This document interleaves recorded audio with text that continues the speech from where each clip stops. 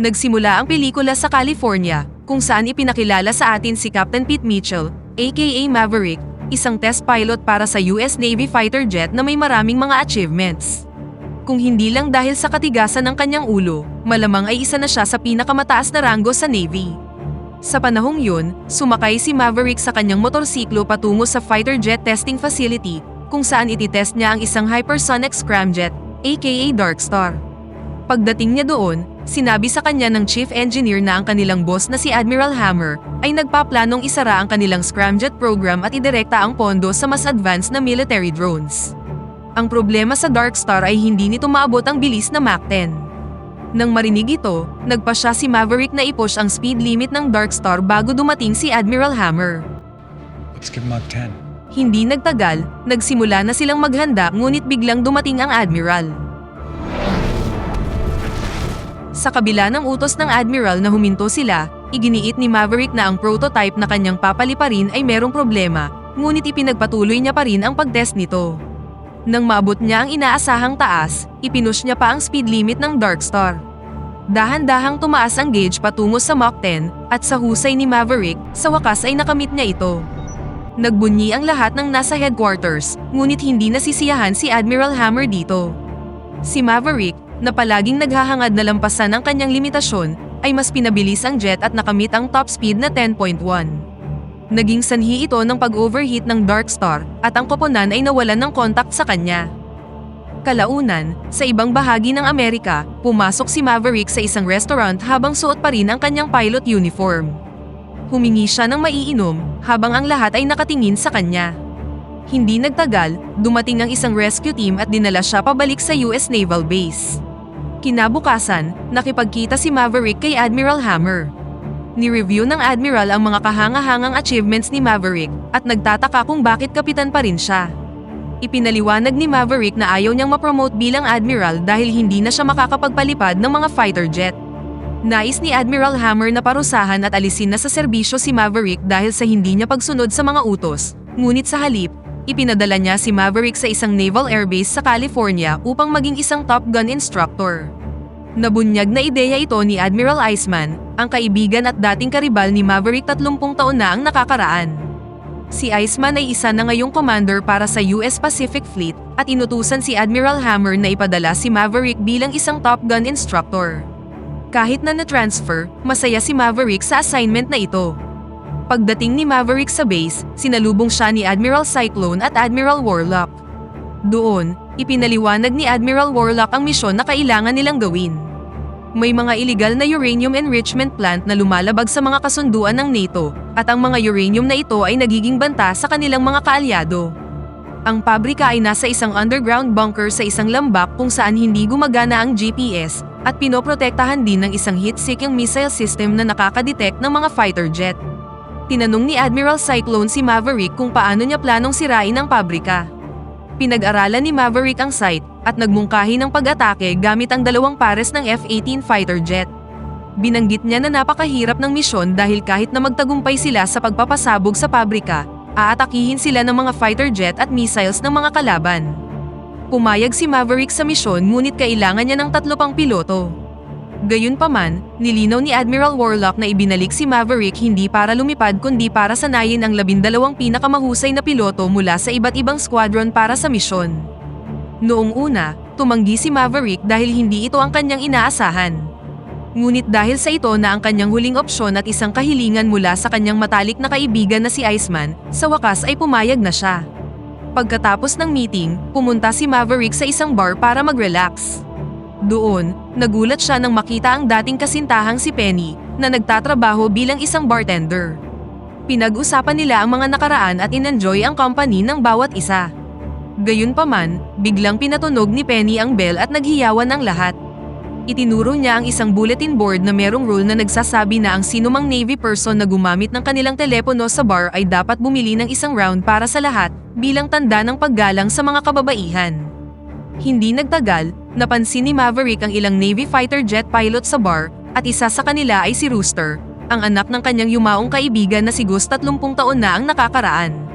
Si Hangman ang pinakamayabang at arogante sa kanila, na nakikipagtunggalian kay Rooster dahil pareho nilang inaangkin na sila ang pinakamahusay na piloto sa kanilang henerasyon. Sinubukan ni Hangman na ipilit ang kanyang sarili bilang pinuno ng grupo ngunit hindi siya pinansin ng iba. Samantala sa bar, tiningnan ni Maverick ang kanyang wallet ngunit wala siyang dalang sapat na pera para makabili ng inumin para sa lahat. Dahil dito, iniabot niya ang kanyang credit card ngunit na-decline din ito. Bilang resulta, muling pinatunog ni Penny ang bell at ang mga bagong graduate na piloto ay pilit siyang pinalabas sa bar at pinagtawanan siya. Come back anytime! Habang nasa labas, nakita ni Maverick si Rooster na tumutugtog ng piano. Nagpaalala ito sa kanya ng mga panahong siya, si Gus, at ang bata pang si Rooster ay magkakasamang kumakanta. Dagdag pa dito, naalala niya din ang araw kung paano namatay ang kaibigan na si Gus sa isang aksidente. Kinabukasan, tinipon ng mga Air Force Admiral ang lahat ng mga piloto ng Top Gun. Ang Top Gun ay isang paaralan para sa mga pinakamahuhusay na mga piloto at ang mga mapipili ay ang magsasagawa ng misyon. 6 na piloto ang pipiliin para sa misyon kung saan isa dito ang mamumuno sa koponan habang ang iba ay mga reserba. Ipinakilala ni Admiral Warlock ang instruktor at humakbang na paabante si Maverick. Laking gulat ng mga piloto nang makita si Maverick, lalo na pagkatapos nila siyang palabasin sa bar ni Penny. Hindi nagtagal, sinimulan na ni Maverick ang kanyang lesson sa pamamagitan ng pagtapon sa F-18 manual at sinabing alam na ng mga kalaban ang mga nilalaman nito. Ipinaliwanag niya na hindi alam ng kalaban kung gaano kahusay ang mga piloto. Sa makatuwid, nais niyang ipakita ng lahat ng mga piloto ang kanilang mga kasanayan bago simulan ang pagsasanay. Show me what you're made of. Sa panahon ng training, ipinares niya ang mga ito para sa mga air combat exercise na merong rule na maaari lamang silang gumamit ng rifle, hindi missile, at dapat silang manatili sa above 5,000 feet. Haharapin ni Maverick ang 2 pares ng mga fighter jet at kung malalok niya ang isang eroplano, siya ang mananalo. Iminungkahi ni Payback na dapat gumawa ng 200 push-up ang sinumang matatalo at sumang-ayon naman si Maverick dito. Gaya ng inaasahan, paulit-ulit na na-outmaneuver ni Maverick ang bawat koponan, dahilan para mapilitan silang mag-push up kapag natatalo sila. Sa huli, hinamon ni Rooster si Maverick at sinubukang patunayan na kaya niyang lumipad tulad niya. Ang jet ni Rooster ay umikot at nag-dive ng husto kung saan mas mababa pa ito sa limit. Gayunpaman, gumamit si Maverick ng Cobra maneuver upang makapunta sa likod ni Rooster at na-secure ang panalo. Nang makita ang tensyon sa pagitan ni Rooster at Maverick, tinanong ni Phoenix si Rooster kung ano ang problema. Ibinunyag ni Rooster na hinadlangan ni Maverick ang kanyang aplikasyon sa Naval Academy at ito ang dahilan kung bakit niya kinakasuklaman si Maverick. Pagkatapos ng pagsasanay, ipinatawag ni Admiral Cyclone si Maverick para sa kanyang mga reckless maneuver at inakusahan siyang inilalagay sa panganib ang parehong piloto at aircraft. Ipinaliwanag ni Maverick na ang misyon ay hindi katulad ng anumang na-encounter nila noon at ang kanyang prioridad ay panatilihing buhay ang lahat ng estudyante. Samantala, natuklasan ni Hangman at Coyote na ang ama ni Rooster ay si Gus, isang legend na minsang lumipad kasama si Maverick.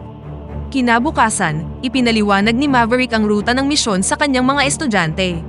Sinabi niya sa kanila na kailangan nilang lumipad ng napakababa upang mag-navigate sa makitid at paikot-ikot na mga bangin ng mga bundok.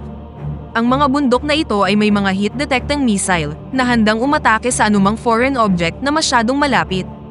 Upang maiwasan ito, dapat silang lumipad sa ibaba ng radar range ng mga missile. Sinabi ni Maverick na dapat silang lumipad sa maximum na 100 feet at bilis na 660 knots. Dapat din nilang kumpletuhin ang misyon sa loob ng 2 minuto at 30 segundo o kung hindi, hahabulin sila ng mga fighter jet ng kalaban. Sa panahon ng pagsasanay, ang bawat piloto ay nabigo maliban kay Rooster na naabot ang target ngunit na late ng 1 minuto, sapat na oras para ma-intercept siya ng mga kalabang fighter plane. Ipinagtanggol ni Rooster ang kanyang sarili sa pamamagitan ng pagsabing lalabanan niya ang mga eroplano ng kaaway kahit gaano pa sila ka-advance dahil para sa kanya, ito ay tungkol sa husay ng piloto at hindi ng eroplano. Nagkomento si Hangman tungkol sa pagkamatay ng ama ni Rooster na humantong sa isang away na kailangang paghiwalayin ni Maverick at ng iba pa. Kinabukasan, na-meet ni Maverick ang kanyang dating kaibigan na si Admiral Iceman na may kanser sa lalamunan at maaari lamang makipag-usap sa pamamagitan ng pag-type sa isang computer. Sa panahong yun, sinabi ni Maverick na pakiramdam niya ay hindi siya magaling sa pagtuturo ng mga piloto ng Top Gun at ang kanyang tunay na talento ay ang pagiging isang fighter jet pilot. Binanggit din niya si Rooster at ang kanyang mga alalahanin tungkol sa pagpapadala sa kanya sa misyon dahil maaari niya itong ikamatay. Sa kabila nito, hinikayat ni Iceman si Maverick na manatili bilang isang instruktor dahil siya lang ang may kakayahang magturo sa Top Gun. Kinabukasan, isinama ni Maverick ang lahat ng mga piloto upang maglaro ng football sa beach upang bumuo ng teamwork. Tinulungan nito ang mga piloto na maging mas close sa isa't isa. Kinabukasan, inanunsyo ni Admiral Warlock na ang planta ng uranium ay malapit ng maging operational kesa sa inaasahan, kaya ang misyon ay gagawin na nila sa susunod na linggo. Ipinaliwanag ni Maverick ang pinakamapanganib na bahagi ng misyon at meron itong dalawang kritikal na gawain. Una, 2 pares ng F-18 ang dapat magtungo sa target at kailangan nilang lumipad ng mababa upang maiwasang madetect ng missile radar. Ang unang team ay mamarkahan ang target ng laser-guided bomb. Pangalawa, ang pangalawang team ay maghuhulog ng isang malakas na explosive upang sirain ang pabrika. Kung mabibigo ang alinman sa dalawang team, mabibigo ang misyon.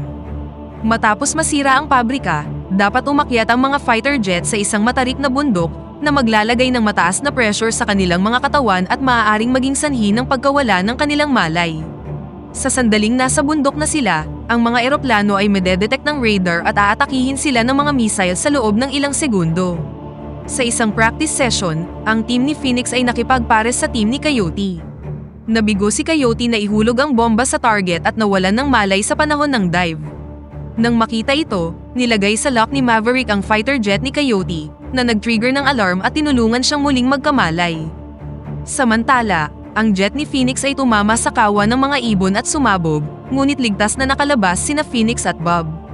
Sa panahon ng pagsasanay, ipinaalam ni Admiral Warlock kay Maverick na namatay na si Iceman.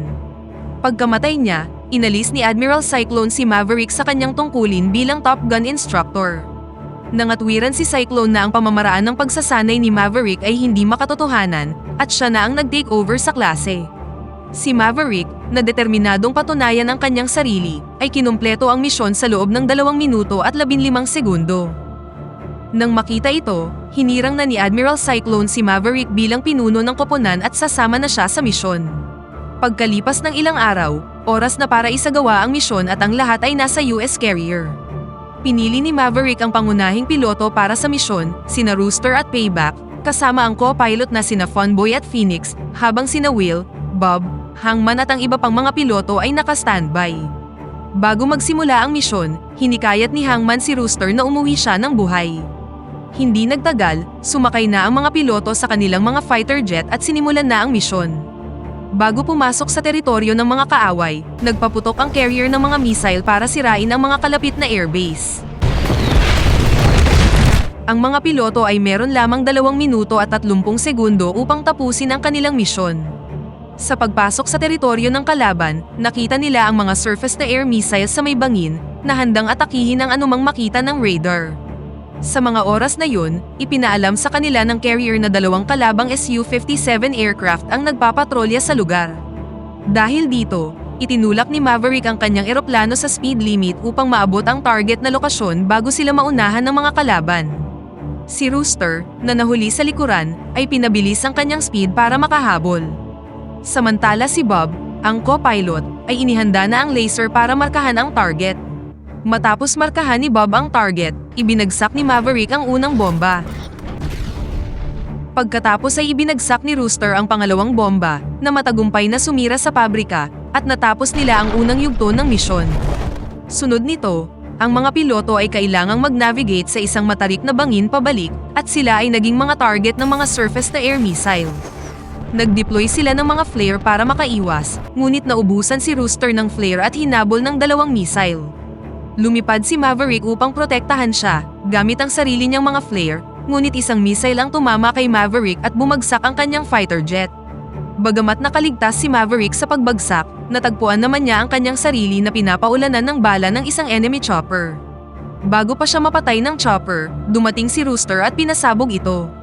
Sa kasamaang palad, natamaan din ng missile ang jet ni Rooster. Nagmamadaling sumugod si Maverick sa kinaroroonan ni Rooster at nakahinga ng maluwag nang malamang buhay pa ito. What the hell were you even thinking?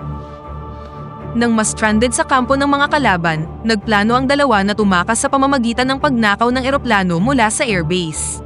Gayunpaman, Ang eroplanong nahanap nila ay isang lumang modelo. Sa kabutihang palad, gumagana pa rin ito ng maayos.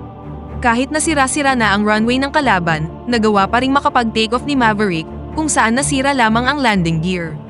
Habang nasa himpapawid na sila, nakuha ng control center ang kanilang signal na ikinagulat ng lahat sa pag-aakalang patay na sina Maverick at Rooster. Habang tumatakas, nakita nila ang dalawang enemy fighter planes sa ibaba nila. Dahil dito, nagpanggap sina Maverick at Rooster na nasa pareho silang team at binati ang mga ito bilang the Skies. Para siguraduhing makakauwi sila, nagpaputok si Maverick na puminsala sa isa sa mga fighter plane. Gayunpaman, ang isa ay naglock sa kanila at nagpaputok ng missile, ngunit minaniobra ni Maverick ang aircraft upang tumama ang projectile sa nahuhulog na jet. Pagkatapos ay luminya si Maverick sa likod ng natitirang jet ng kaaway at nagpaputok ng sarili niyang missile, ngunit madali itong naiwasan ng mas advanced na fighter plane. Nang muli sila nitong hinabol, nagdive si Maverick sa canyon, umaasang matatanggal nito ang pagkakalock sa kanila. Kahit na nasa palikulikong daan, ang isang ito ay nagawa pa ring makapaglock at nagpaputok, ngunit umiwas si Maverick gamit ang kanyang huling flare.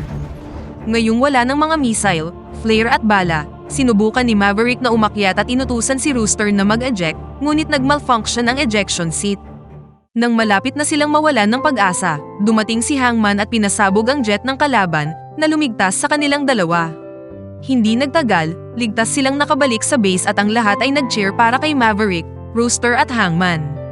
Nagyakapan sina Rooster at Maverick at pagkatapos ay humingi ng tawad sa isa't isa.